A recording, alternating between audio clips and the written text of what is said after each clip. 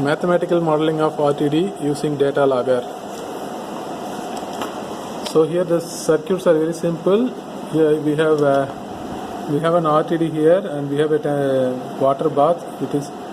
And we are going to heat this water so that the temperature varies, and the RTD the resistance of the RTD varies proportional to the temperature. Okay, so we have a simple Wheatstone bridge arrangement, which is the unbalanced voltage is proportional to the temperature that we know earlier, and the same this unbalanced voltage is given to the differential amplifier, and from the differential amplifier we are designing the gain of the differential amplifier based on the maximum voltage to be given to the data logger. So the data logger may take about 4 volt, so it is better to design about less than 4 volt. So if you want to design the maximum of 2.5 volt, and then see that how much is the voltage you are getting here at the room temperature, and proportionally you just calculate how much is the maximum voltage you may get it for 100 degrees Celsius.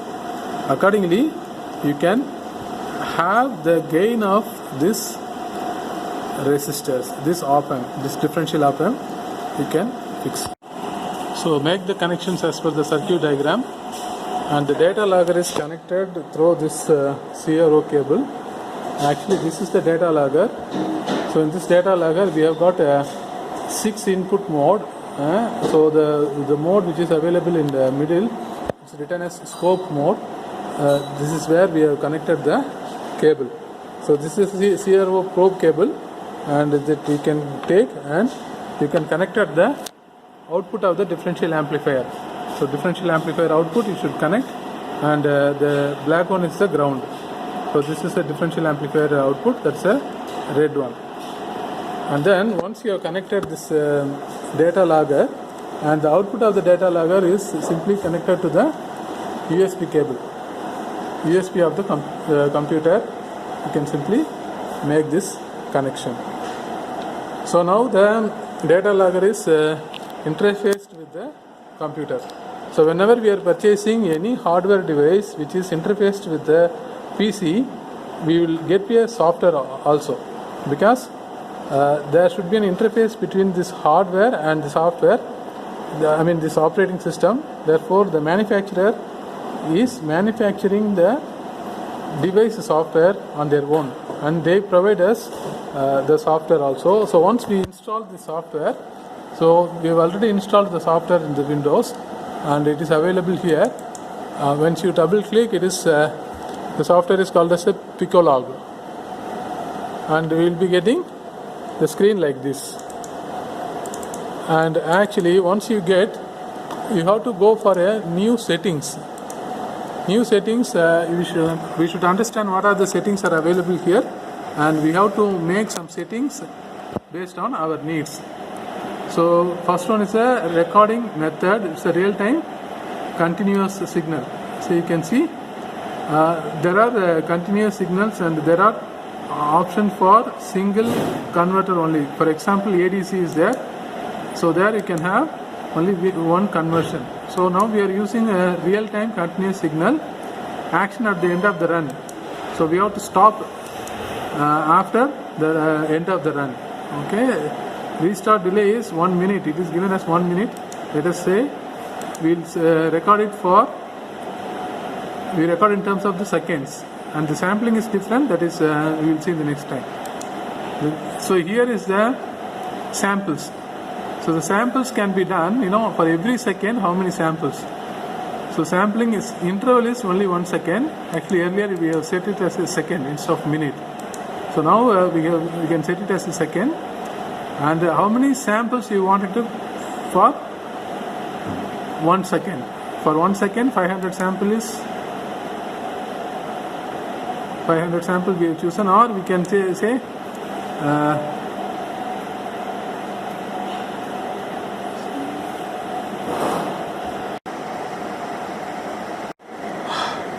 so here we have a sampling interval, that is a 1 second, and how many samples we want? We want a total 500 samples, which means for 500 seconds it will run. Otherwise we can do the seconds also. How many seconds, how many seconds you wanted to run? 500 seconds or 500 minutes or hours, you can choose whatever maybe you want, you can choose. So we have chosen 500 samples and sampling interval is 1 second. Okay, then if you press OK, then now we have the converter type is, see here, different type of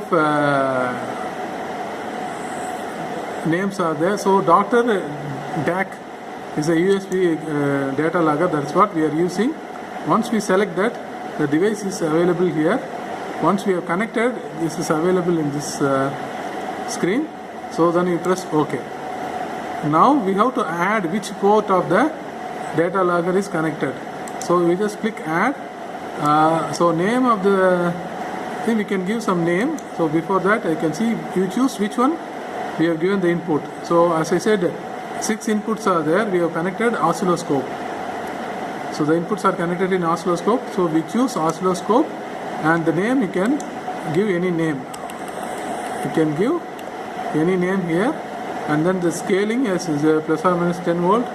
Either it's a DC signal or AC signal. So we get output of the differential amplifier is a DC signal, because we are giving a DC signal in the Wheatstone bridge only. So therefore we get a DC signal. Once you want to measure the AC signal, you can give AC also. So now it is a DC signal only. Then click OK. Now it is ready for recording. So whenever we record, we can store this recorded data in a particular file. So we go for a new file. So new data. You go to file and press new data, and you give name.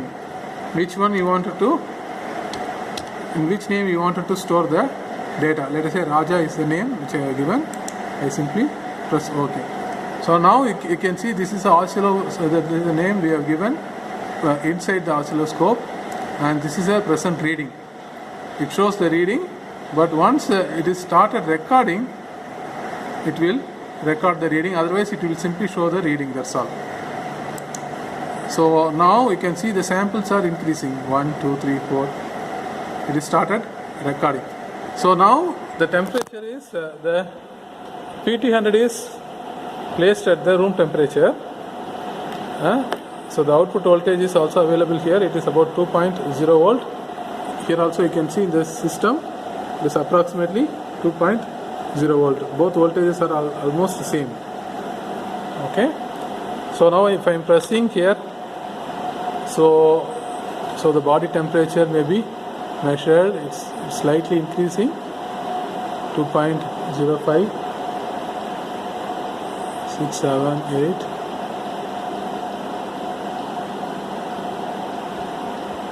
8. So you know that body temperature is about 38 degrees Celsius. So here you can see it is keep on increasing. So 2.1 is available in the meter. The same 2.1 is it's also increasing. You can see the same reading. So once we keep this RTD in the temperature water bath, and once we heat the water bath, then the temperature will keep on increase. So now you can see how many samples we have got. We have got about 84 samples, and it is being recorded.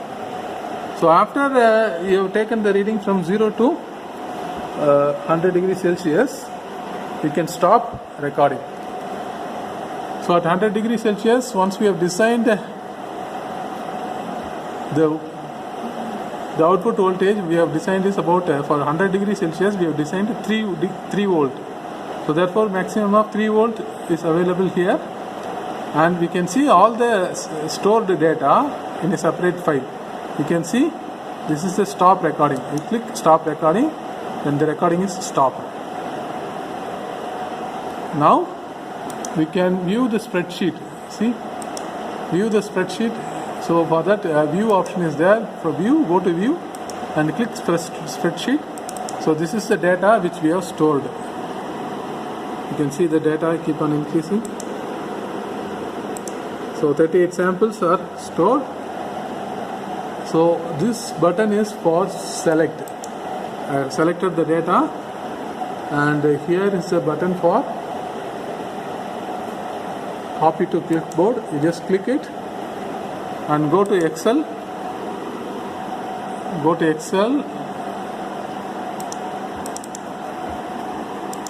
and right click and paste. So now we have got the data in an Excel sheet, and we can store it in our own name. So this reading you can note down. This reading you can note down, and you can draw the graph.